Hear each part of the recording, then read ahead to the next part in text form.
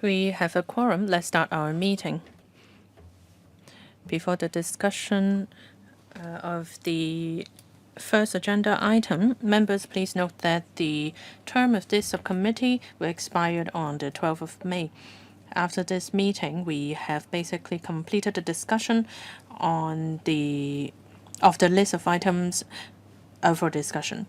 The development of the Greater Bay Area involves many policy areas. I believe that members will continue to follow up on your concerns in different panel meetings and other platforms of LegCo. The Secretariat will draft a report on the work of the subcommittee, and the report will be sent to members later in due course. Now, agenda item 1, education, talents, cooperation, and employment support, including youth. I invite members of the administration, please come and join us. If you wish to speak, please press the button. I remind members that please declare interest before you speak if necessary. With us here today, we have the Undersecretary for Labour and Welfare, Mr. Ho Kai-ming. Undersecretary for Education, Mr. Jeff C. Assistant Principal Immigration Officer, Mr. Anthony Lau. Principal Assistant Secretary, Mr. Wong Weng-heng. Principal Assistant Secretary, Home and Youth Affairs Bureau, Ms. Tori Chen, Mr. Clement Wu, Undersecretary for Constitutional and Mainland Affairs, and Mr. Benjamin Mok, Commissioner for the Development of the Guangdong-Hong Kong-Macao Greater Bay Area. Now I'll invite Mr. Ho Kai-ming, Undersecretary for Labour and Welfare, to give us his opening remarks. Thank you. Chair, members,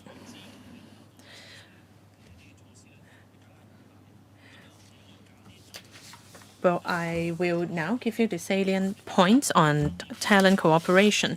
In his policy address, the Chief Executive has introduced measures to attract more talents to Hong Kong, and measures have been in place and responses have been positive.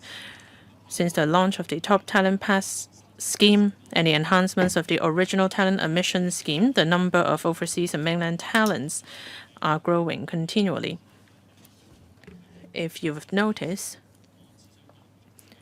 the Secretary has told us the number of applicants have exceeded 20,000. And among the aggregated list of the world's top 100 universities, 9 of the mainland universities are included, including the Sun Yat-sen University. For graduates of these universities, whether or not they are in GBA or not, they may come to Hong Kong for work and other opportunities. And we also have the immigration arrangements for non-local graduates. On a trial basis, it has been expanded to other tertiary education institutions in the mainland. We want to attract outstanding talents from these institutions and thereby enlarging Hong Kong's talent pool. I've been to CHK Shenzhen to brief them of the scheme. Talent is an important resource of our society, and by collaborating with other cities in the GBA, we'll be able to contribute and build a talent cluster in the GBA.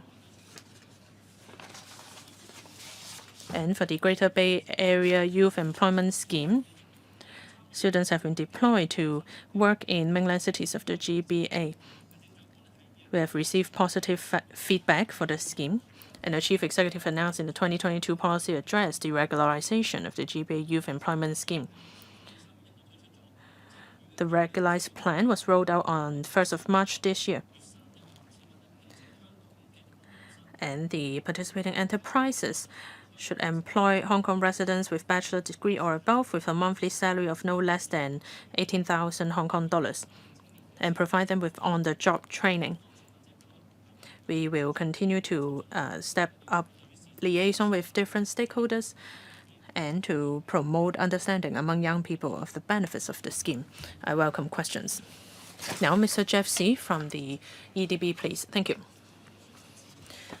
Good afternoon. The EDB is committed to the development of our young people, and we want to encourage them to integrate our national development and play a major role in the GBA development. Many higher education institutions have established or are in the process of establishing campuses in the GBA. We want to nurture talent for the development of our country. And by adopting a multi-pronged approach, we are promoting the vocational and professional education and training.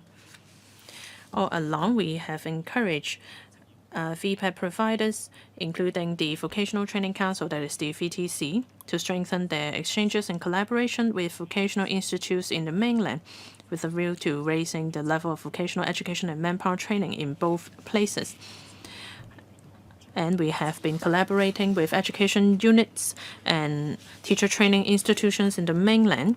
We have established different exchange programs to promote our understanding of the country, to broaden their horizon, and to enhance their professional capabilities. These programs include Shenzhen Hong Kong Principals Forum, Guangdong-Hong Kong Language Teachers Training Program, and a scheme on Hong Kong teachers exchange activities to the mainland. Currently, there are schools for Hong Kong children in the GBA, providing through-trained primary and secondary education for children of Hong Kong in the mainland. And together with the Hong Kong Examination and Assessment Authority, in 2024, there are plans for students to apply for the Hong Kong DSE and to become a participating school and an examination center if conditions allow. And the sister school scheme has provided an important platform to facilitate exchanges between schools in Hong Kong and the mainland. And through mutual visits and joint participation in cultural exchange, arts and sports activities, students will be able to enhance their friendship, broaden their horizons, deepen their understanding of the GBA, and to enhance their sense of national identity. To conclude, the EDB will continue to promote educational efforts in the GBA and to nurture talents for Hong Kong. That's all from me. Details are set out in the relevant paper, and we welcome questions. Thank you. Now, time for questions. We have 5 members waiting to speak. I'll go through the list. Mr. Chan Kin-po, Mr. Chan Chun-ying, Mr. Yang Wen-kit, Mr. Tang Fei, and myself. Since there are not a lot of members waiting to speak, I'll allot 5 minutes question and answer. Thank you. Mr. Chan Kin-po. In paragraph 17, it is mentioned that you will actively promote exchange between Hong Kong and the GBA. But in fact, many Hong Kong students are choosing to pursue further studies in the GBA. There are many disciplines to choose from. They can broaden their horizon, and upon completion of their studies, they can help Hong Kong integrate into national development. I would like to know how many Hong Kong students are currently pursuing studies in the GBA, and how did the government assist them to do so? And upon graduation, some of the students are worried about employment issues. In recent years, there were more mainland graduates being recruited into the civil service, like from for the police force last year. So I would like to know whether the government has any plans to recruit mainland graduates in the future. And there were many Hong Kong universities collaborating with education institutes in the mainland. By using a novel mode of teaching and learning, I would like to know whether the target or prospective students are mainland students or Hong Kong students. Or will there be exchange programs between the schools there? 3 questions from me. Mr. C, Undersecretary. Thank you. On civil servant recruitment, perhaps I'll invite other colleagues to supplement. On your 2 questions on education, from 2012 to 13, there was a DSE scheme for Hong Kong students. Of course, before that, there were Hong Kong students pursuing further studies in the mainland as well. But after this dedicated program, Hong Kong students can apply to mainland institutions using their HKDSE results.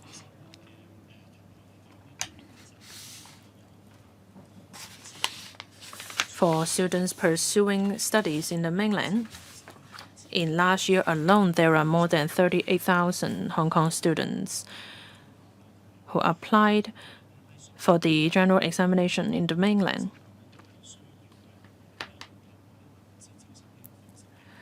Not all students go through the Hong Kong DSE when applying to mainland institutions. Like I said, there are some schools in Hong Kong that have open division in mainland. The earliest is in 2005. The Hong Kong Baptist University has collaborated with the Beijing Normal University to set up a united international college. After meeting with leaders of the Beijing Normal University, I understand that they want to admit more Hong Kong students to pursue studies in the mainland.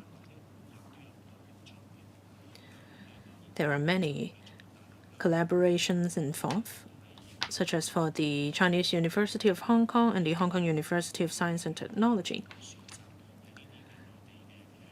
Some Hong Kong students will choose to pursue their studies in these mainland institutions. Any follow-up?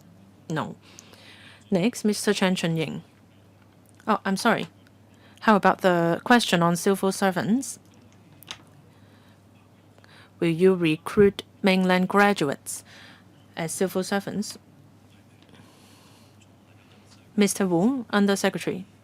Well, although I'm not from the Civil Service Bureau, but I understand that our officers in the mainland has been liaising with Hong Kong students in the mainland to understand their living situation there. Other than providing information on employment, etc., they also organize talks or seminars on employment situation in Hong Kong, including joining different grades of the Hong Kong government. Thank you. Mr. Chen Chunying. Thank you, Chair. Well, I have one question for the LWB and two questions for the EDB. On the Top Talent Pass scheme, it is widely reported that there were 12,000 applications and 9,000 of them are coming to Hong Kong soon. I would like to know what is the majority of the profession of people applying for the Top Talent Pass scheme? And will you conduct interim review on university curriculum, because the progress of the university in the mainland is actually, they are doing very well. Will you consider including the top 200 universities in your list? As for the second and third question for the EDB, just as Mr. C has mentioned, the Shenzhen Polytechnic, well, there are 81 different disciplines, including the urban planning. And employment rate is over 90%, and many of its graduates enter top 500 enterprises. You have mentioned collaboration. Well, in 2020 and 2021, you have signed some cooperative agreements. So I would like to know, what are the results? Now that normal travel is resumed, will you consider organizing more activities for Hong Kong students to join VPET program in Hong Kong? And on newly joined teachers participating in exchange activities to the mainland, they involve newly joined teachers and teachers waiting for promotion. But I would like to know, for these two groups of people, will the itinerary be different? And I've heard that these tours or activities are very popular, and it is very difficult to secure a spot. So will you increase the supply to meet the demand? Mr. Ho Kai-ming, right, for the top talent pass scheme, we try to make it simple in the approval process because we do have the tangible evidence we would have regard to their graduation certificates. It's got nothing to do with the subject that they study, so we do not specify the particular area, but we are vetting the application together with the Immigration Department. We will bring the LegCo up to date on the details, but we need time to collect all the details about the areas of work that they've been since graduation. As to the expansion, the chief executive already said that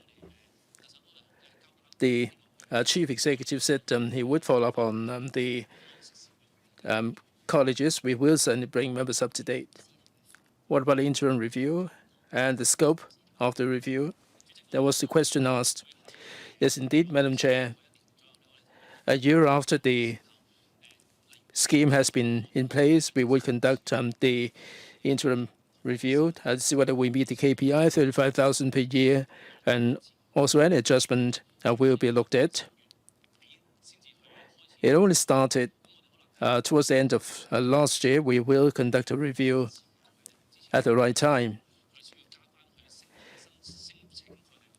And there is a condition that there is no criminal conviction record, and we will look at this. Mr. Xi, Madam Chair, if I may spend a little bit more time responding to the questions in relation to education about VPAT cooperation. Mr. Chen noticed that back in 2020, December of, the Shenzhen Polytechnic and the VTC has entered into some framework agreement in relation to collaboration and the provision of workplace training and internship opportunities. And the Education Bureau is in support of this area of work. As the outcome, in mid-March, the VTC has already set up the first mainland office. With this office in the mainland, the VTC will then be able to take forward the collaboration on VPAT education with the mainland. And there will be complementarity in the resources, and we will be able to take forward the development of different areas and create economic benefits. In the GBA, there are many cities, not least Shenzhen, where the development of VPAT education has been really robust. And I'm sure that we can take a leaf out of the book of Shenzhen there. As to the mainland study tour for teachers, the chief executive in his policy address last year mentioned that for the new recruits and also newly promoted teachers, they have to attend mainland study tours. The objectives are really similar because we really make available more opportunities for the teachers to learn about the latest development in the mainland. And we'd like to foster a sense of national pride.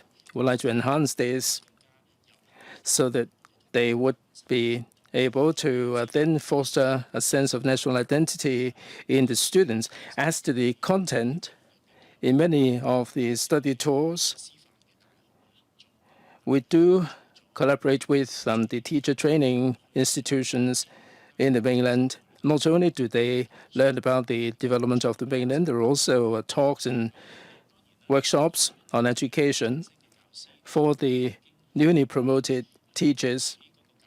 They have built up years of experience in teaching, and we can arrange for more advanced courses. For new recruits, the content doesn't have to be too complex or complicated for the more senior teachers with more experience. We can go into more in-depth details about the training. The members mentioned the study tour is not restricted to the GPA in Beijing, Shanghai, Wuhan. There are also likely places. This year in Beijing, Shanghai, Wuhan, as I mentioned, we do have some study tours taking teachers there. The pandemic forbid us to organize any of the tours. We have just resumed the courses, and the response has been really enthusiastic. We do intend to increase the quota in order not to disappoint teachers who are really keen to take part. This is very much their aspirations. We have to make sure that there will be sufficient quota to go around for the teachers to take part in these tours. Thank you. Mr. Kissen-Yang. Thank you, Madam Chair. I've got two questions.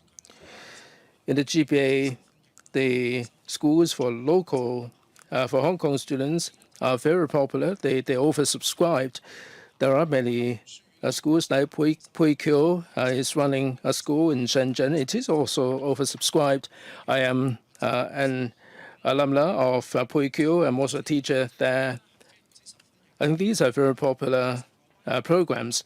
In the GPA, I'm wondering whether we can liaise with the relevant authorities to introduce local education institutions to run schools in the mainland, which is going to be very popular. And this is also a solution to the surplus of local teachers. And maybe the Pui Kyo Mainland College, we can recruit the local teachers there. We have a low fertility rate, and the class sizes are getting very small, and they cannot be merged. And I think this will be for the benefit of the teachers, and we should carve out a path for the teachers to go and teach in the GPA.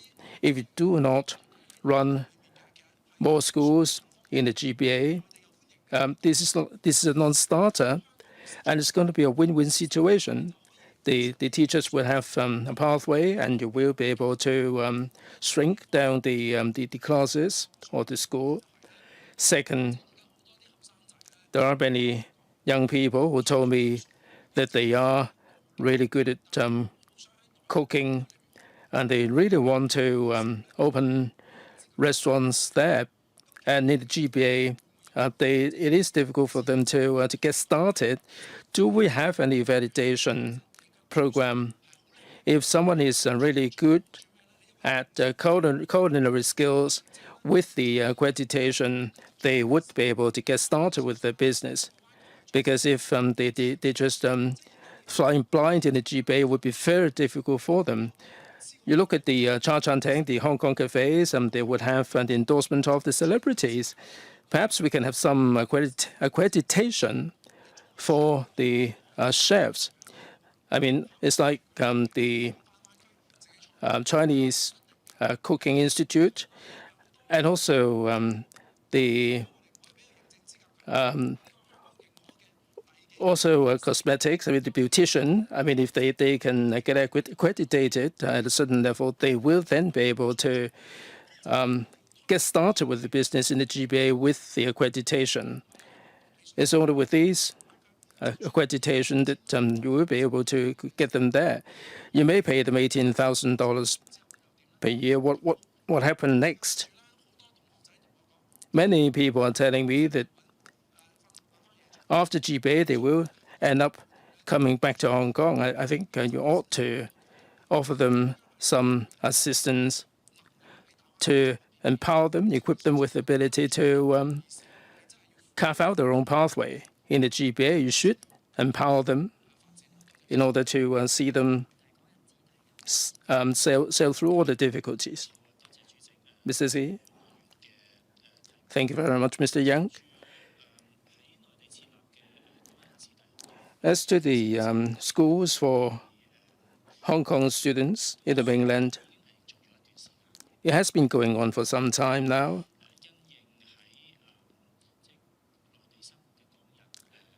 There are Hong Kong people who are residing in the GBA. The number is ever increasing, and the demand for education for the children is also ever increasing. So the Education Bureau is fully supportive of this, and we're happy to see some schools being run in the GBA from Hong Kong. There are some school sponsoring bodies who did approach us and raise some way forward, and they solicit our views. We have been going on with this kind of work to run a school. There are many different factors to contend with. They have to identify the right location. They have to contend with the teaching staff, and the financial aspect is an important part of the equation.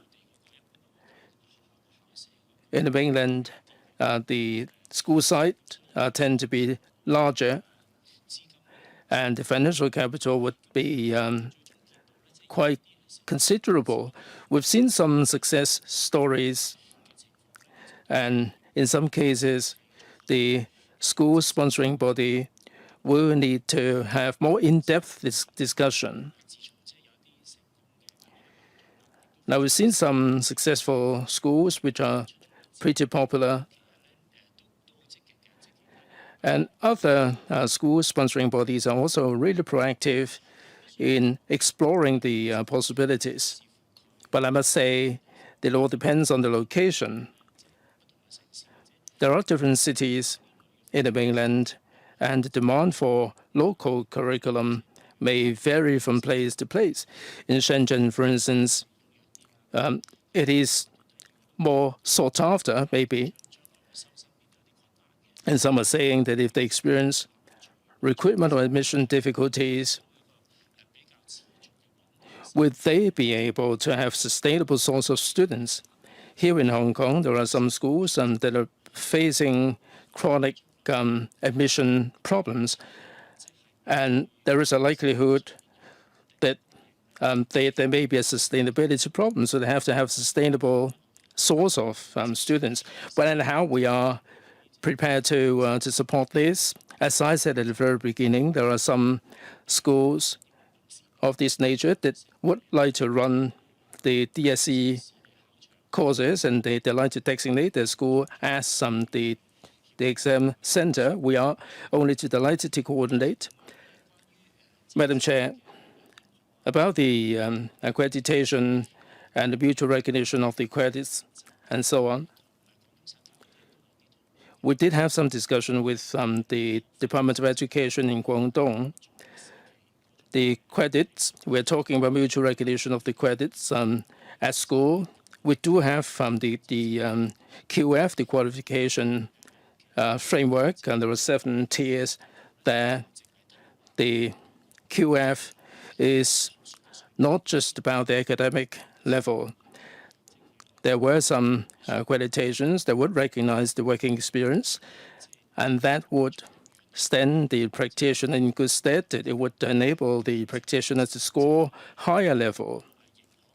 So in terms of accreditation, we did discuss with the mainland to see whether the QF would be recognized. It all depends on the profession. Of course, there are certain job types for which there may be some discrepancy between Hong Kong and that of the mainland, but we are only delighted to take this forward. Madam Chair, if I may say this, if you come back from France as a chef, you get recognized. And for the Hong Kong style cafe, you may be really excellent in Cantonese cuisine. There is no accreditation, and some young children, young people are not academically inclined, and if they are a good beautician, if they're a good chef, would they be given an accreditation for them to get ahead with the GPA? Academically, there is no way you can outcompete Tsinghua and Peking universities. 有4個 Well, it is my understanding that there are 4 sectors in Hong Kong where we have an accreditation scheme with the mainland. Let's say for hairdressing, there are tier 1 to 4, and for dim sum making as well. There needs to be mutual trust between institutions in Hong Kong and the mainland, and that will take time. Excuse me, Chair. I believe what I'm talking about is an accreditation system in Hong Kong. Let's say if you make Cantonese cuisine and you can get 5 stars, then you'll be able to open a restaurant in the mainland. That's how you can make a living. That's what I mean. Mr. Yang, I believe that the Undersecretary understands what you mean. If I may, Chair. When we go to the mainland, we have to follow their rules. They have their own accreditation or qualifications framework. So we can't say that, well, I'm of a higher tier in Hong Kong, and that should not and will not mean much in the mainland. Next, Mr. Tang Fei, 3 questions. Well, just then you have talked about the collaboration between the VTC and Shenzhen Polytechnic, and the VTC has a mainland office. I believe this is a very good first step, but I would like to ask, what's next? Will you consider a mutual accreditation scheme between these institutes? This can tie in with our country's policy of developing VPET. Although this may be a challenge because some industries may have no corresponding counterparts. Second question, from paragraph 11 of the paper.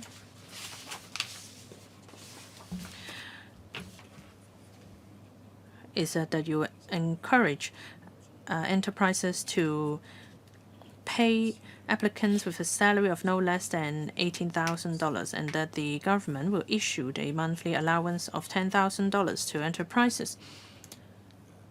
I understand that there are still many vacant spots left. So what are you going to do to encourage Hong Kong young people to seek employment in the mainland? It is my understanding that in top cities in the mainland, the employment rate is only about 40%. So what will happen to Hong Kong young people there? And on the 9th of April, it was announced there are 4,279 positions open for Hong Kong citizens. Is there any liaison in place to provide assistance? Thank you, Chair. Thank you for the question regarding VTC. In collaboration with the Shenzhen Polytechnic, the VTC has organized new higher diploma programs on 4 disciplines. And there are also double diploma programs. And these programs have been assessed and are recognized under the qualifications framework. Regarding these new higher diplomas programs, they are co-organized by VTC and Shenzhen Polytechnic. And through the relevant authorities, we are hoping to seek accreditation from the Ministry of Education.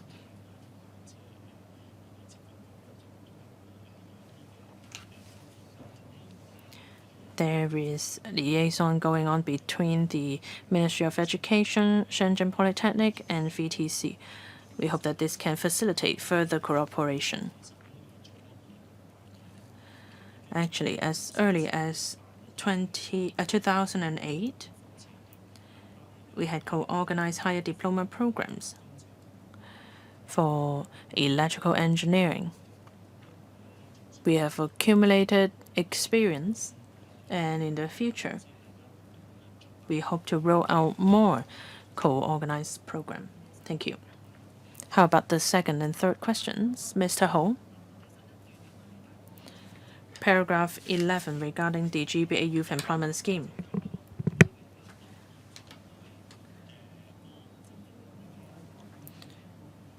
How will the government encourage Hong Kong young people to join this scheme? Well, just then the member inquired about the 4,000 opening from the Shenzhen municipal government. Actually, our targets are mainly mainland enterprises with offices in Hong Kong. So perhaps Commissioner can let us know more. Thank you.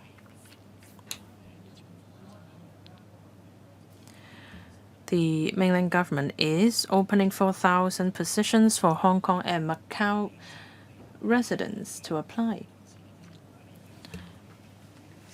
For our mainland officers, they have arranged briefing sessions to tertiary students in the mainland.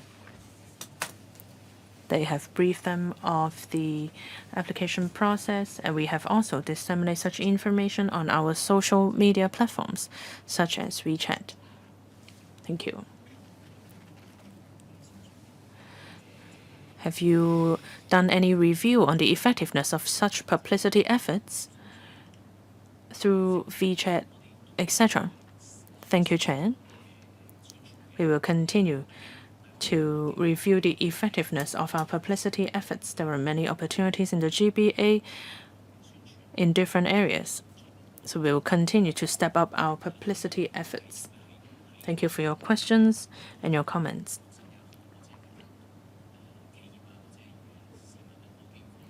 We want to provide more opportunities for students, residents, and even enterprises. Thank you. So now it's my turn. I have a question on GBA Youth Employment Scheme.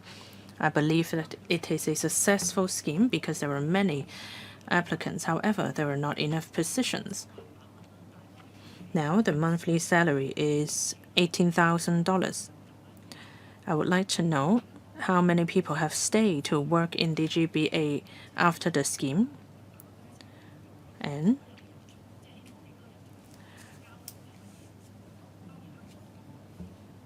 we hope that there are more frequent exchanges of talents between Hong Kong and the GBA now that normal travel has resumed.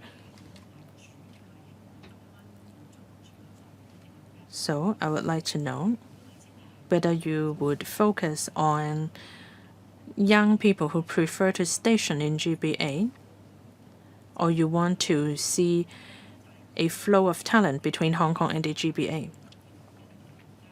And the scheme has been around for a while, since 2021. I would like to know what kind of support do you provide to enterprises now that the scheme is being regularized. Depending on the interest of young people and their demands, what kind of jobs are suitable for young people from Hong Kong to work there? Two questions first. Thank you. Thank you. Regarding the GBA Youth Employment Scheme, our targets are in enterprises which have offices both in the mainland and in Hong Kong. For people who stay in the GBA after the scheme, the number is not high. It is my understanding that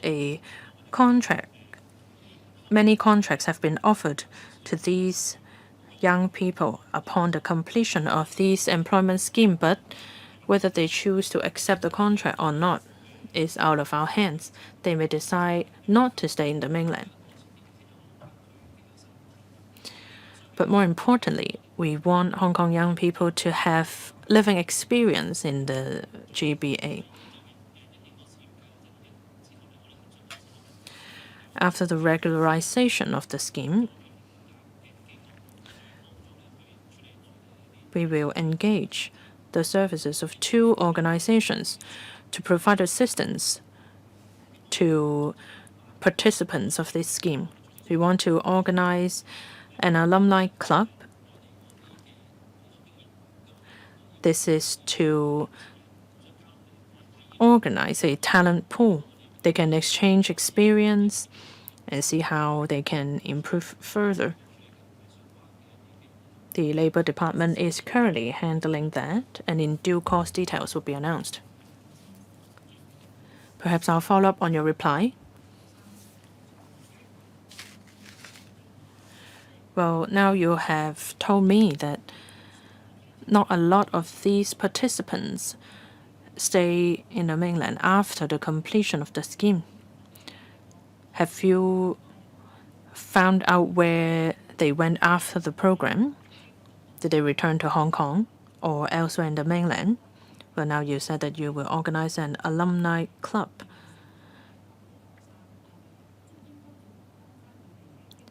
For participants who have completed the scheme, how are we going to relay the experience to new participants? What measures have you taken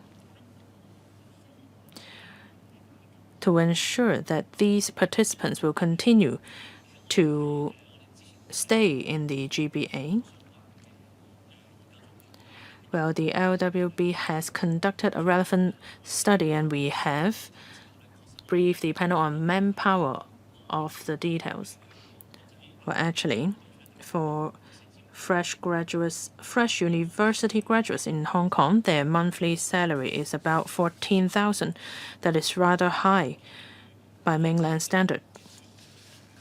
So if mainland enterprises are paying the salary out of their own pocket, that may be quite difficult. We do not expect them to necessarily stay in a GBA. Upon the completion of the scheme, they can come back to Hong Kong for further development. We just want them to relay their experience to new participants. Thank you. Next, Dr. Priscilla Leung. Well, for me, I think that even with GBA working experience, they don't have to stay there. In Hong Kong, we are in desperate need of talents.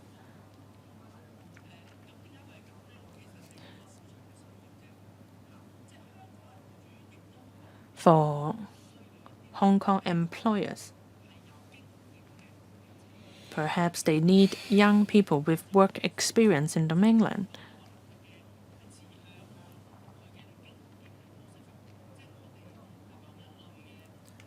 Perhaps their aspiration or experience will be appropriate attributes for certain sectors in Hong Kong. So we are talking about an exchange of talent. We don't want them to go and stay in the GBA because we need our young people as well. I've been told by young people that they would like to experience the GBA. But we want these talents to return to Hong Kong after receiving training too. A few members have asked about the common use of talent pool. In Hong Kong, many sectors are facing manpower shortage. In mainland, perhaps certain disciplines are available. Let's say landscaping or tree caring. We are in need of people or talent in these sectors.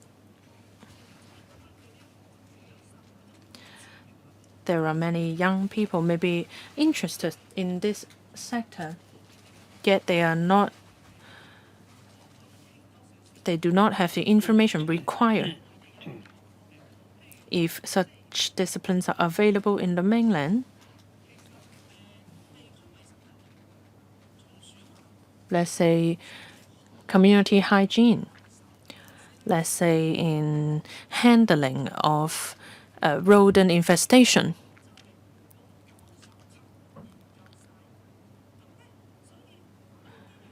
There are people in the mainland who are experts in this regard.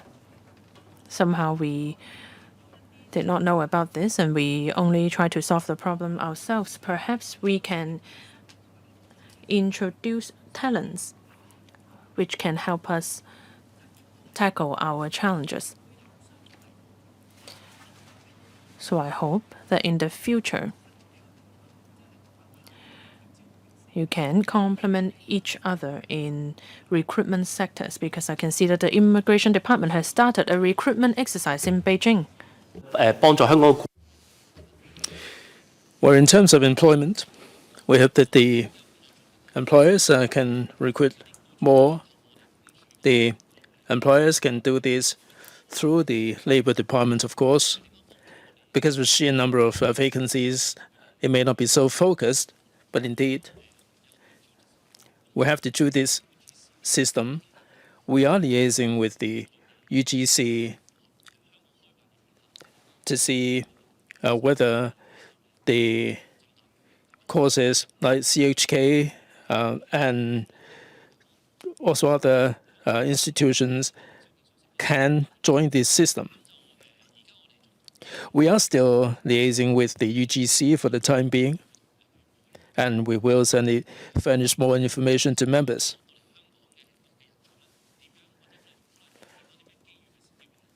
The TTPS candidates will only come to Hong Kong when they see the opportunities there. We are working on this. Other bureaus? Education Bureau? Mr. Z? Thank you, Madam Chair. Thanks very much, Dr. Priscilla Leung. The universities in Hong Kong are well funded. They offer a lot of disciplines, but certainly there are certain courses that are not run in Hong Kong.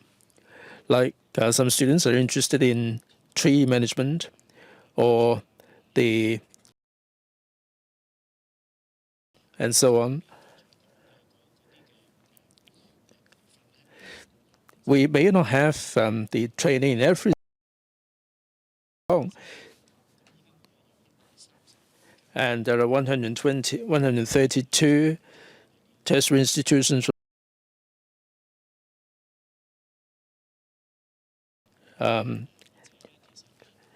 Academy of Theatre and also Academy of Art in the mainland scheme, and we're encouraging the Hong Kong students to further their education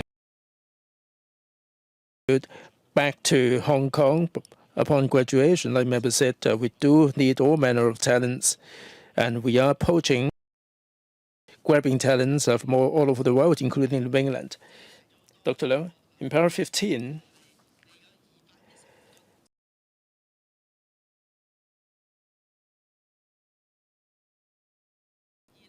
startup teams, how many people are we talking about? And the scope is pretty conventional.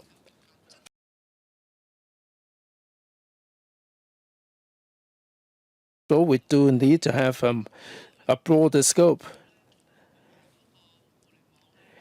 And basically present in the GPA, and they can work on the projects. I think we have to. It seems to me to be rather limited, rather narrowly focused, the way I see it.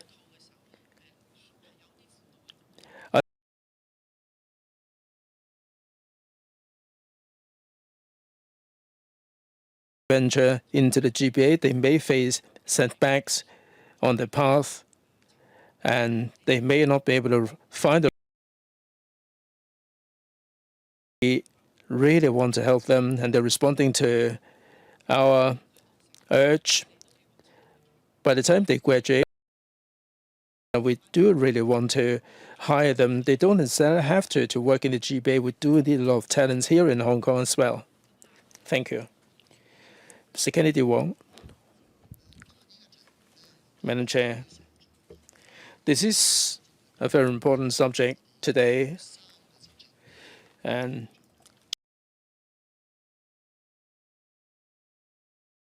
share my observation first. There are 9 cities in the GBA in the Guangdong province. Over the past, a program which is spearheaded by the Youth League, and they also have the Department of Technology, the SASAC, and the Commerce and Industrial Alliance from the mainland. It goes to show that the mainland authorities are attaching a lot of importance to the development, the education of the young people, and the cross-discipline coordination is done very well. I haven't read out all the entities. There are 9 entities, 9 departments from the Guangdong province that are involved. They've also have a technological platform. I'm not sure which Undersecretary can take the. How can we enable the young people in Hong Kong to dovetail into or with this system? I find that there is very much a silo mentality in the government. They don't have any joined up thinking as far as some technological platform is concerned. Now, with this GPA youth employment scheme, you are using the Labour Department's platform. I don't see any cross-discipline coordination. How can we bring all the different bureaus together to create a platform which is connected with the mainland platform, so that the young people can be sitting in Hong Kong and be able to understand the opportunities that are open to them? If you want further details, I'm only too delighted to make it available. They have the Yue Kang Code, and there are 20-30 million people in the Guangdong province from Hong Kong, and they do have a very good coordination. How can Hong Kong do a better job in this area? And how can Hong Kong get connected with the mainland? Yes, please. About the GBA Youth Employment Program, the Commissioner for Labour has liaised with his counterpart in the mainland. That the member talked about this employment program in the mainland. This is a mainland policy to help the young people. As far as I understand, they haven't quite touched on this in the discussion. Maybe at the next phase of the youth employment program, we can incorporate this element, and we can certainly commission the relevant entities to see whether they can incorporate this into the system. What about getting connected with the mainland system? Mr. Xi? Well, this may not be strictly within the remit of the Education Bureau, but let me try. My understanding is that the ITIB is really contemplating this idea. Dr. Wong mentioned the issue. I think the crux of the matter is that there will be a platform which is commonly used by the bureaus, and there will be a lot of applicability in this kind of platform. We can assist the young people who are interested in furthering their education or moving into the GBA. I'm sure that for the 7 million people in Hong Kong, it's going to be very convenient as well. For the Education Bureau, for instance, we do have the data on the students. They may be coming to us for the school places, and each year we do have the 2,500 allowance, and we do have our own data. The Immigration Department has its own set of data. My understanding is that the audio is studying to see whether there can be such a platform. The Smart Plus indeed offers a lot of convenience in terms of the provision of government services, and people can then avail themselves of these services. And I understand that there are certain departments in the mainland that can render assistance to Hong Kong people who are residing in the mainland, and they can open up these kind of account in the mainland as well. If we get the platforms connected under the principle of smart government, we will then consider what sort of services can be covered by these kind of platform.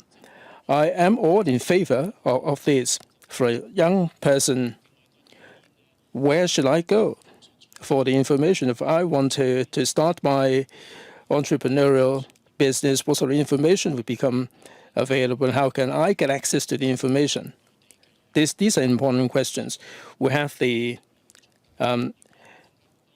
trade office in the mainland, but if we can harness technology, then it would be a lot better. Dr. Wong, I'd like to make a request. Perhaps you should invite the ITIB along. I really want to talk to them as well. Does the CMAB have any idea in this regard? Madam Chair, in this subcommittee, we are discussing issues with various bureaus. The ITIB did come along before to talk about different subjects, of course. INT is a pretty common subject these days. There is no getting away from the INT subject anywhere you go. I certainly would be bringing the ideas to the relevant bureau. The GPA or the mainland offices or the GPA promotion center soon to be set up will be promoting the opportunities to the young people of Hong Kong, and they will be showcasing all these opportunities to the young population indeed. Next, please, Mr. Peter Shiu. Madam Chair, thank you. If I may follow up on the GPA Youth Employment Program that came about in 2021, and the university graduates are encouraged to work in the GPA. The government will be offering subsidies to the enterprises for $10,000 up to 6 months, and this came to an end in 2021. More than 1,000 applications have been received. My question is, you have more than 1,000 job offers. Have you got any statistics as to how many have completed the stint and collected all the 18 months allowance and completed the 18-month stint? Have you seen anybody who have decided to stay on? Second, in the 2022 policy address, the chief executive said that this will be regularized, and the $10,000 for 18 months will continue. Do you have any ceiling as to the number of graduates who are prepared to work in the GPA? I'm sure this is going to be good because they can be integrated into the GPA. They can broaden their horizon. Now, I heard that we're running short of manpower in Hong Kong. How can you make sure that they will also be coming back to Hong Kong to help with the manpower shortage? And sister schools, this started in 2004, and this is there are 840 publicly funded schools that have already set up the partnership with the mainland, and 1,000 or so are in the GPA. Now, for these sister schools, what sort of assistance are you offering them? are you inviting any exchange students to come to Hong Kong to have some internships, some attachment for better understanding? Thank you. 即係大家分享下。 I would like to share some numbers with you. As at end February, there are 568 participants who have completed 18 months of employment under the Greater Bay Area Youth Employment Scheme. And out of these 568 persons, some 300 of them have secured further employment by the same employer. Since some of the employees are still working there, so we don't have the concrete number. The actual expenditure is $96.23 million. They are in the form of subsidy to enterprises, and some $4.69 million are administrative costs. After the regularizations, the breakdown will be provided in due course. Mr. Jeff C., thank you. On the sister school scheme, there are interactions between students, teachers, and parents as well. And now exchanges take place both online and offline. For offline exchange, that means physical tours. If it is possible, these schools will organize study tours to visit their sister school.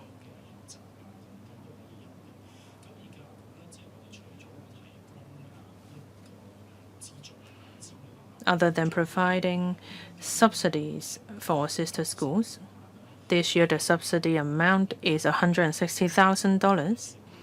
They can use the subsidy to organize activities and participate in competitions. One of the competition is a recital competition. They can form a team with their sister school and participate in this competition.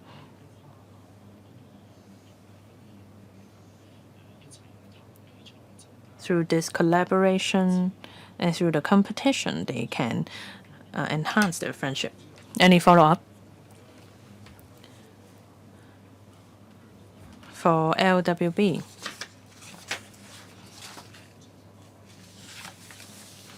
for the regularization of the GBA Youth Employment Scheme, will the offer of a monthly allowance of $10,000 still stands? And what kind of talent exchange do you expect? Chair, I understand that we are facing shortages in manpower, but we would love to have our students to have work experience both in Hong Kong and in the mainland.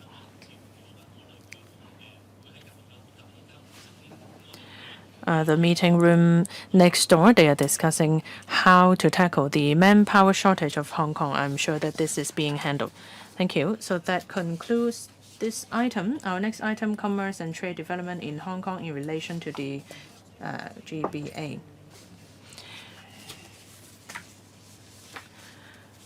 If necessary, please declare interest before you speak.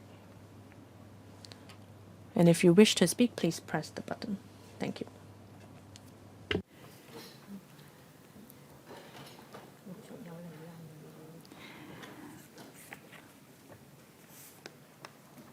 好啦，出席今次 With us here today, Dr. Bernard Chan, Undersecretary for Commerce and Economic Development, Mr. Clement Wu, Undersecretary for Constitutional and Mainland Affairs, Mr. Bill Wong, Principal Assistant Secretary for Commerce and Economic Development, Ms. Lydia Lam, Assistant Director General of Trade and Industry, Dr. Jimmy Chang, Associate Director General of Investment Promotion, Invest Hong Kong, and Mr. Benjamin Mok, Commissioner for the Development of the Guangdong-Hong Kong-Macao Greater Bay Area. Now, Dr. Bernard Chan, please. Thank you. I'm sure you understand that the GBA is one of the most economically vibrant area in the mainland. And in the outline development plan and the 14th five-year plan, it has been said that Hong Kong needs to promote the economic development in the region, since Hong Kong is the gateway to connect the mainland market and the international market. Hong Kong is the best place to take forward the development of the GPA. Through CEPA, in 9 mainland cities in the GBA, we have provided some liberalization measures. And through the Trade Council, we have been tapping into the mainland domestic sales market. We have also been working closely with the Guangdong provincial government. My team and I are happy to answer questions regarding these fronts. Now, 4 members have pressed the button. Mr. Chen Chunying, Dr. Priscilla Leung, Mr. Chen Kim-po, and Dr. Kennedy Wong. 5 minutes each, questions and answer included. First, Mr. Chen Chunying. Thank you. I've noticed that for Invest Hong Kong, starting from 2021, together with the Department of Commerce,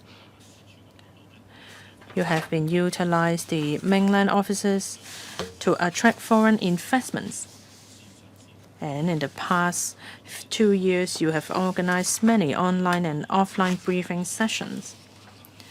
And in 2022 and 2023, you will continue to conduct physical promotional events in Europe, Japan, etc. Of course, I support these efforts. But in order for them to be effective, you need to tell people success stories. So I would like to know, starting from 2021, you have done so many briefing sessions. What success stories have you told the participants? What kind of enterprises has achieved a win-win situation when they start their businesses in Shenzhen or in GBA? I believe that this is a question that you get asked. Second, on the Hong Kong-Macao Zhuhai Bridge and other software connecting the region, we believe that we need to be connected in other ways as well.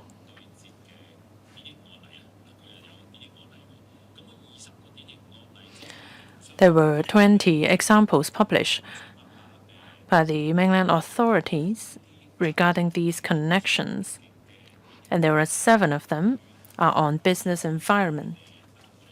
So I would like to know whether you will promote these business environment connections between the region. Will you promote this so that members of the public can get a better understanding of it?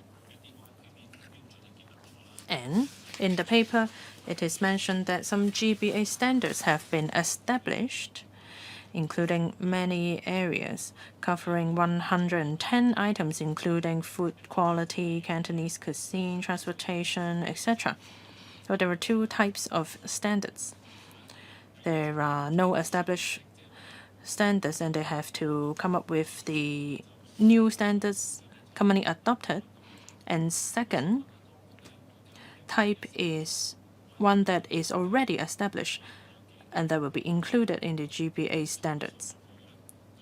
I would like to know, among these standards, how many are from Hong Kong and what measures are in place to encourage more Hong Kong standards to be adopted in the GBA standards. 3 questions. Thank you. Thank you. On joint promotion, perhaps I'll give a reply and see whether Invest Hong Kong has anything to add. But together with different provincial and municipal governments, we have been doing lots of collaboration on the promotion of trade. If there are actual success cases, or very often when we do duty visits overseas, we invite successful participating enterprises to join us so that investors can see for themselves the success stories. Invest Hong Kong will continue to collaborate with the Department of Commerce on this front. And we hope that we can conduct these overseas visits with local Chamber of Commerce and Chamber of Commerce from the mainland.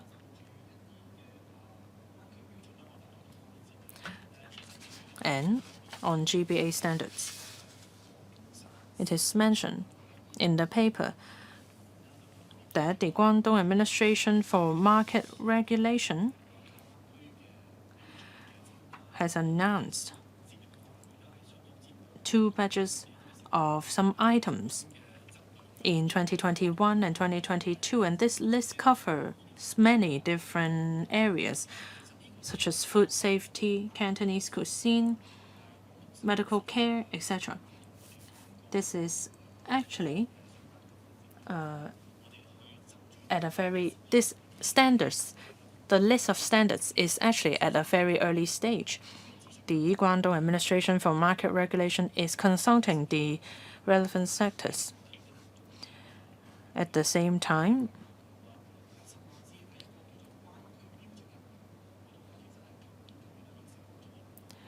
an alliance in the GBA has been set up in September last year. And among them, there are 11 companies from Hong Kong providing accreditation services. So, in the alliance, we will keep a close eye on Hong Kong's participation to ensure that we can play a major part in the GBA standards. Thank you. In 2021, Invest Hong Kong has set up a task force promoting trade in GBA. Its major task is to promote trade opportunities of the GBA to the international stage. And with the thematic website, we have provided concrete examples of overseas enterprises operating in the GBA. And last year, in collaboration with PwC, we have published a manual on business operation in the GBA. This is to let enterprises understand the unique advantages of Hong Kong, how they can utilize Hong Kong to access mainland markets, what competitive edges do we have. And we have also featured actual examples of enterprises entering the mainland market through Hong Kong, through video clips, social media platforms, etc.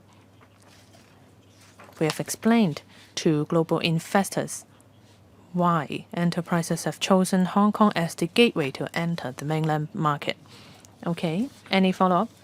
No? Next, Dr. Priscilla Leung. I have 2 questions.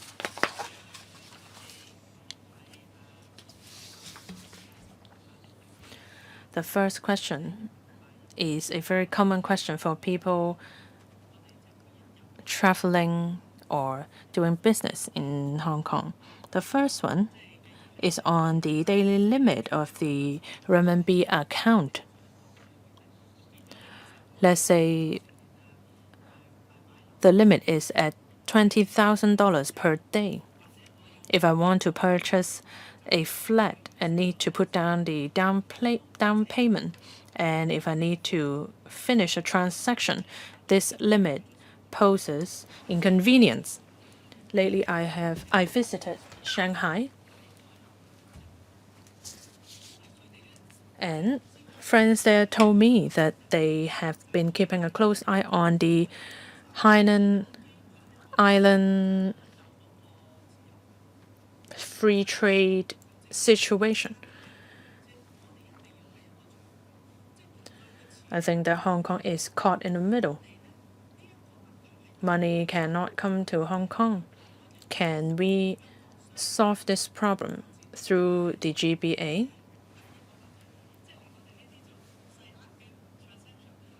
I'm not even talking about doing businesses. It is just a small transaction, and this is how inconvenient it is. In order to ensure the success of Hong Kong and the GBA, we need to ensure that we can secure international investments. 8段嗰度呢， Second in para 8, you mentioned the 9+2. My mother is from Shunde, and Shunde is always on the cutting edge, and they started pretty early. And Zhaoqing, we don't visit that much. If you pay a visit there, you know that there are a lot of resources. And in the 9+2, there is the high-speed rail station there. That's because the water resources are very rich, and the health sector is also doing very well. A lot of people are retiring there in Zhaoqing because they have the bamboo groves, they have the natural beauty, they have the nature. Hong Kong people may only be visiting the outcrops in Zhaoqing, but if you look at the design, the zoning there, it is still pretty cheap in terms of prices. And I think the Hong Kong government should be more proactive. You may put a Hong Kong city there, and people may pop over there after the full resumption of normal travel. You should explore the opportunities for collaboration and investment. In the coming 1 or 2 years, you may consider extending this over there. I don't think you need to wait 1 or 2 years, because you should start straight away. And they have the health products, the health supplements.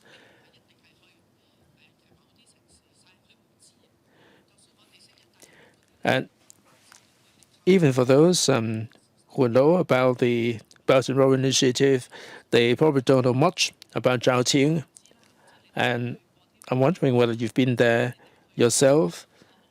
If you've been, I hope that you have, and I hope that you would know what advantages there are in Zhaoqing. And that's my question. I'd like to have a reply. Undersecretary, thank you. Well, the first question about the cross-boundary RMB under CEPA, as I said at the very beginning, we're going to have some pilot scheme. Like over the past couple of months, you probably heard that we have the Qianhai scheme and Nansha scheme. They came about in 2019-20, and we are considering some pilot scheme to see whether we can deepen the cooperation with these areas, whether there would be any further relaxation, any room for further pilot schemes. Now, you probably notice that for startups, for finance, for IP, we do have the cooperation clauses entered into with Nansha and Qianhai. Will there be any pilot scheme that can be done? We are liaising with the FSTB to see whether this is feasible in the context of CEPA. We'd like to do more there. If I may jump in here. Are you talking about the flow of capital? Yes, indeed. This is spearheaded by the FSTB. We are working in conjunction with the mainland authorities in the context of CEPA to look at the Nansha Qianhai scheme to see whether there isn't a room for further relaxation.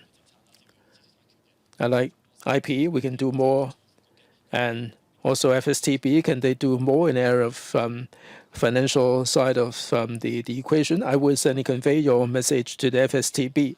On the second part of your question, there are 9 cities in the GBA. I agree with you that we should explore the possibilities there.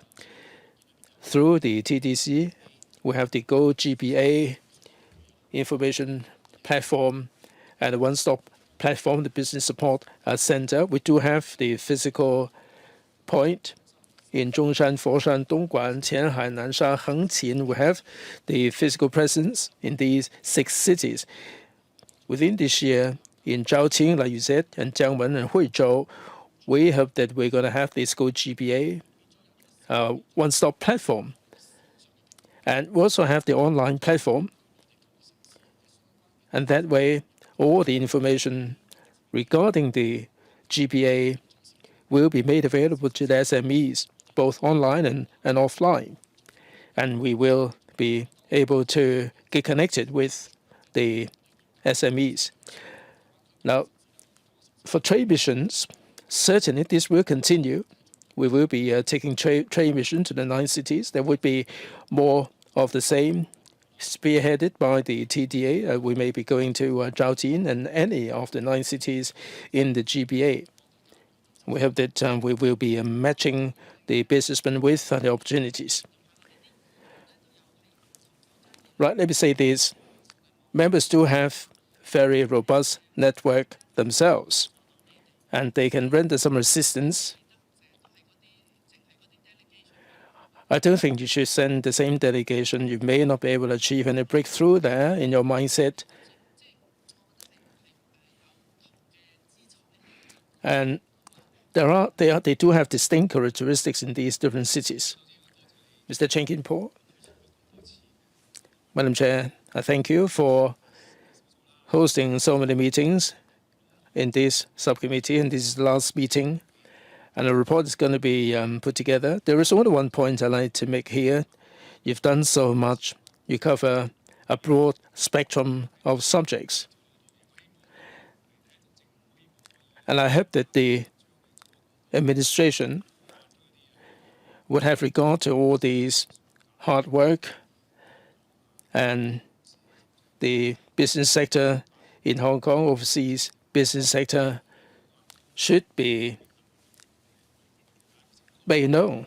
We should make known the information to them. We have the information on individuals and on corporates, and I hope that the administration should resort to a proper channel to make available all the information about the GBA. So much is happening there. And in the report, I hope that the Secretariat would cover this point. So much has been done. I think we should make this available to more people. So the administration should give more publicity going forward. I've got a question about paragraph 5. In the engineering and architecture sector, there are so many measures. In the 9 cities, you have the registration system. Now, Mr. Tony Chay's sector, engineering, architecture, surveying, planning, and landscape architecture, the 5 professions will be able to provide these services under a simple registration system. This is really a good thing. So with the success of this scheme, it should be extended to other professions as well. Do you have such plan to extend this to other professions? If so, what professions will go ahead first? Yes, please. Under Secretary, if I may take the question first, and then I defer to my colleagues. I agree with Mr. Chen that we should do a better job in terms of publicity. There are many overseas entities, because of COVID, that they cannot be present in the GBA. They don't have a clear idea about the GBA. The Foreign Ministry and the CEDB did take some foreign chambers to the GBA for a site visit. Seeing is believing. They were taken there to have a look for themselves at the GBA, and they will be conveying the message to their own members through their own channels. So we will be stepping up the connection with the overseas chambers, and I hope that they will be making more investment in the GBA through Hong Kong. Madam Chair. If I may supplement here, members mentioned this simple registration system. This came about in 2021 January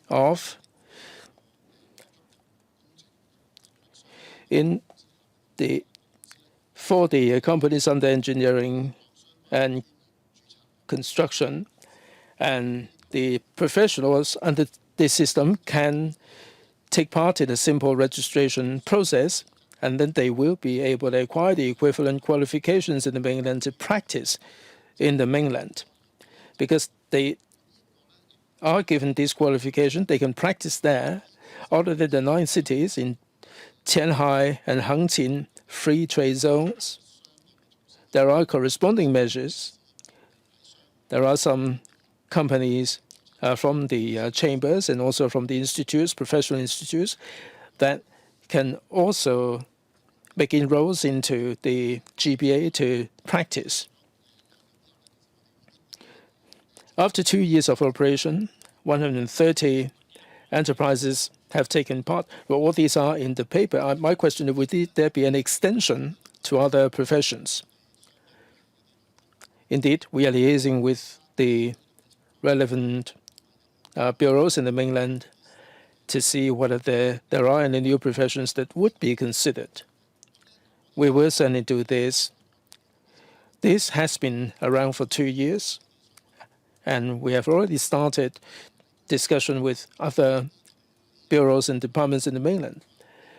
For engineering, the civil engineering or construction-related engineering, would there be any other engineering disciplines that can be included?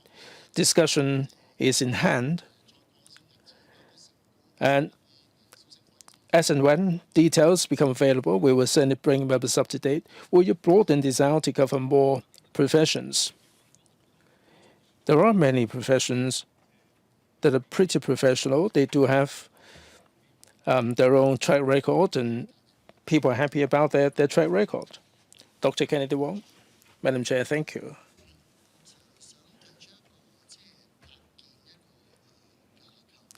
I think I like to see a platform being set up to help the businessmen from overseas to venture into the GBA via Hong Kong.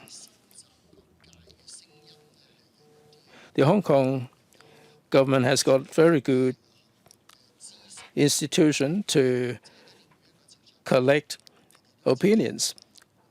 We have all the consultative and advisory committees that are channeling the profession's voices to the government to see how we can take issues forward.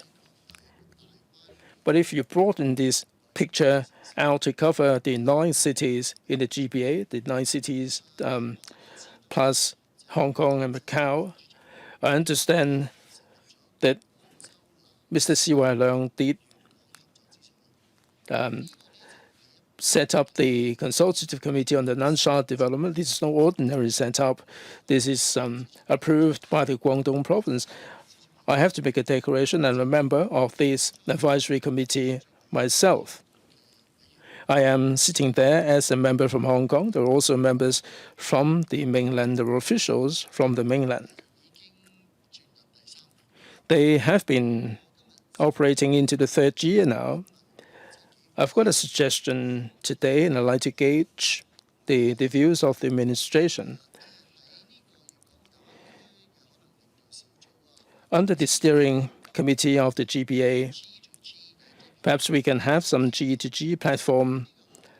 We can discuss certain professions. Maybe we can discuss some financial economic issues. In Tianhai, there are 30 proposals, and there are some venture funds that there are a dozen or so proposals. there are certain sectors for which we need to have the joint collaboration between the government and the private sector. How can we channel the voices from the private sector into the local and the mainland government? I think we should set up a platform along the line of the Nansha Consultative Committee. I think we need to have the endorsement of the mainland authorities. This is not something that the Hong Kong government or the Hong Kong private sector can do alone. I'd like to hear from the administration about this.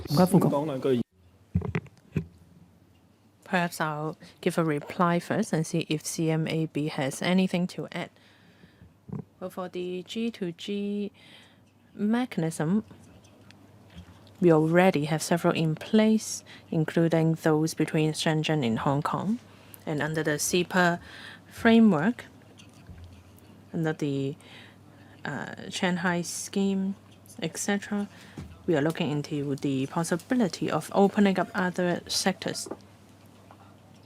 We'll continue to submit proposals, but of course,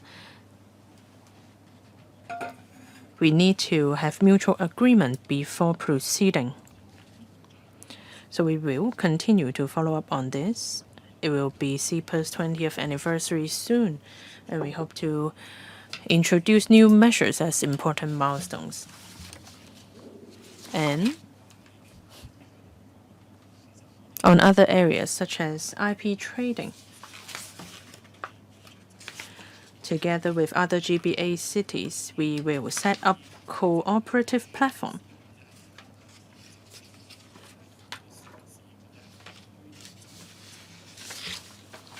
Together with individual cities, we will have targeted solutions in terms of collaboration.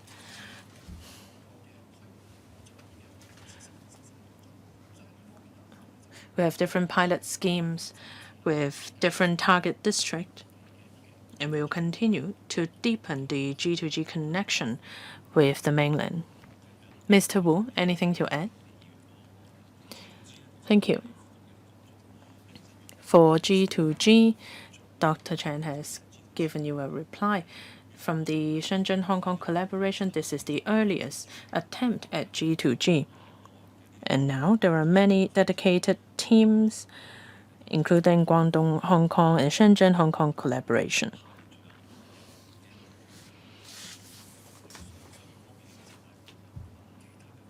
On business fronts, measures have been mentioned by Dr. Chen.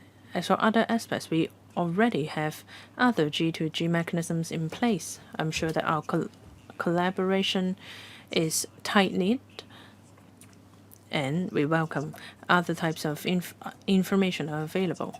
Chair, perhaps I wasn't clear. What I meant was, through G2G platforms, you can set up consultative committee for various sectors so that the public can participate in the process. You were very clear that you were in liaison with the mainland authorities, but among the numerous consultative committees, there are public members of the public joining as well.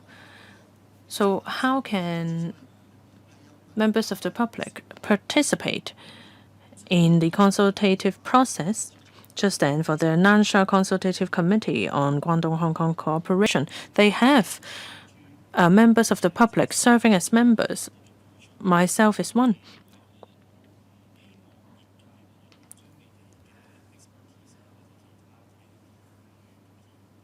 Well, we definitely look forward to learning from the sector's experience. We have established an alliance of GBA standards, and there are 11 Hong Kong accreditation firms in the alliance. So through the consultation process, we do have representatives speaking for Hong Kong.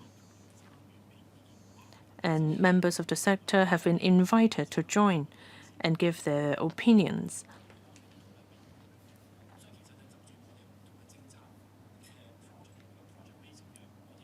So regarding different projects or different policies, we set up various consultative committees to provide comments and solutions to the government. Thank you.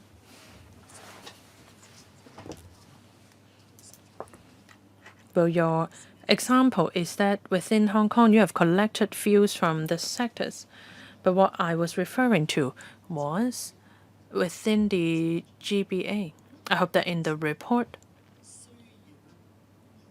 my view can be recorded, because I believe that currently we do not have enough consultative platforms for industry representatives from Hong Kong and Macau to join the consultation process on G2G platforms. Noted. Thank you. It is my turn. Thank you to the CEDB. You have been very active in attracting foreign investment. After the resumption of normal travel, there are various types of briefings, seminars, etc. Do you have the statistics on these briefing sessions?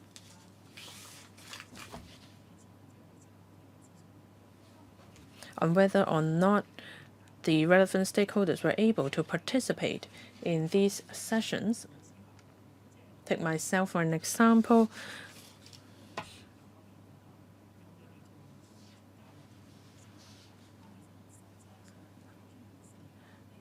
As a lawyer myself, if I would like to point out problems in Hong Kong, of course I know how to do it, but when I'm practicing in the mainland, when I encounter problems, who can I turn to?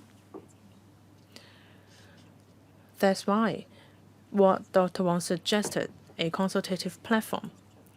That's why it is so important for us, because we can voice our opinions. By doing that, we can encourage more professionals to work in the GBA. And it can also encourage talent flow between the GBA and Hong Kong. I do believe that such a platform is necessary. From my personal experience, I think it is quite challenging for many fellow lawyers practicing in the GBA. For them, they only want to receive the accreditation. They do not actually want to practice there. Because for mainland law firms, they may be concerned about whether or not you would perform well and affect their reputation. Just then you have mentioned that for the construction industry, you have a simple registration system. How are we going to expand it and do it well? I believe that the government has a lot of work to do. And from paragraph 12 to 14 on intellectual property, of course, we understand that we want to develop Hong Kong into a regional IP trading center. But exactly what do you expect us to do? Do you want us to train more IP lawyers? What do you expect us professionals to do? I've been keeping an eye on this topic since the policy address came out. You did a lot of briefing sessions, but for stakeholders who wish to enter this sector, what are we going to do so that we can develop Hong Kong into a regional IP trading center? The keyword is trading. And I saw that you have visited areas in the Belt and Road Initiative to promote Hong Kong. For people from the Middle Eastern countries, are they interested in coming to Hong Kong or entering the mainland market through Hong Kong? What is the situation like? Thank you. On the first question, It is related to Dr. Wang's questions or comments. How are we going to utilize resources available, especially resources within the sector, to assist the development of the enterprises and to assist enterprises in entering the mainland market? I agree with Chair and Dr. Wang. Together with the Trade Development Council, we have a support scheme for pursuing development in the mainland.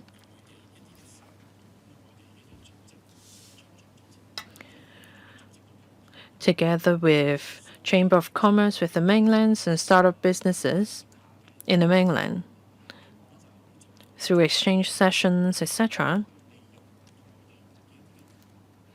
we want to utilize the network available in the mainland. This can help expand markets there.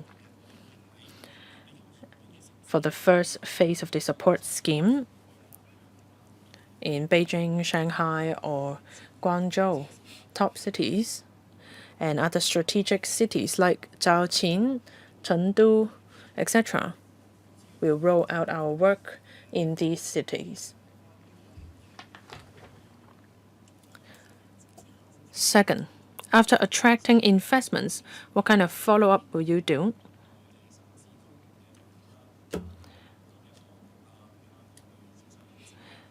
We have seen many projects from different cities or provinces of the mainland to Hong Kong through different platforms such as Go GBA or the support scheme for pursuing development in the mainland. Our major role was to construct a platform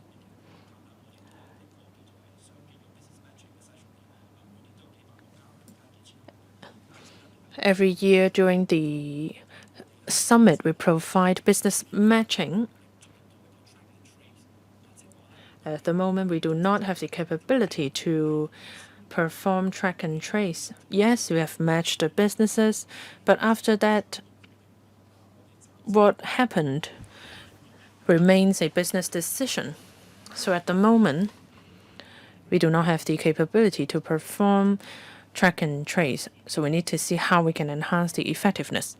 And for IP, in order for Hong Kong to develop into a regional IP trading center, the ultimate goal, as mentioned in the 14th Five-Year Plan,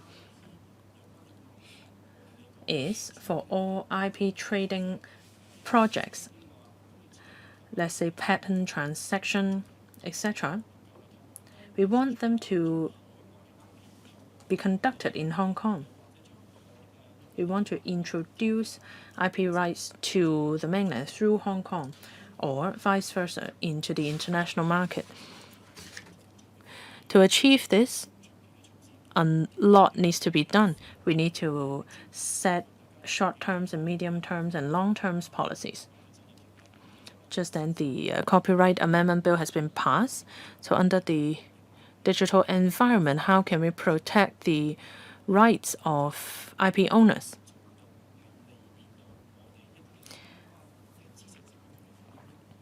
We need to protect the rights of IP owners. We've also talked about the Madrid Protocol for copyright owner. They can register their respective copyright. As for patent, starting from 2019, we have rolled out the OGP system.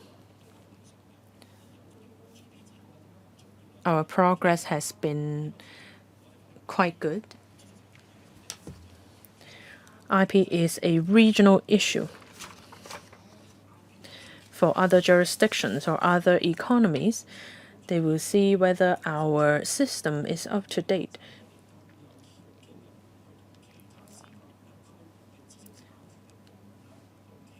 We have bargaining power when it comes to negotiation with other jurisdictions. In the policy address, it is suggested that starting from 2023, for mainland inventors who wish to register for protection of IP, there is now a green passage for them to expedite the process. This is what needs to be done within the first phase. As for OGP, for the medium and long-term goal, for approving officers, they are trained by the relevant mainland authorities. In the coming years, we want to be able to train our in-house approving officers. We hope that we can complete this by 2030. And during the whole process, IP trading activities are important. The HKTDC has a Asia Trading Exchange. There are some 30,000 projects on the platform. Now there is some fine-tuning to be done. But we want stakeholders from both upstream, midstream, and downstream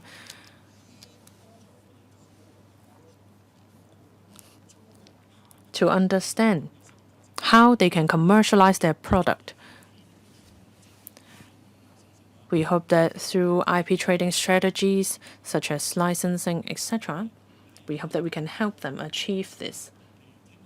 And through exhibitions, such as the licensing show starting tomorrow and BIP Asia toy show, etc.,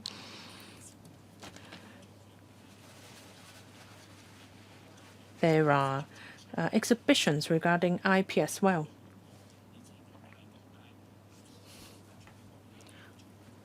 So we are stepping up our efforts on the business matching front. So as a regional hub of IP trading, we have set short, medium, and long-term goals.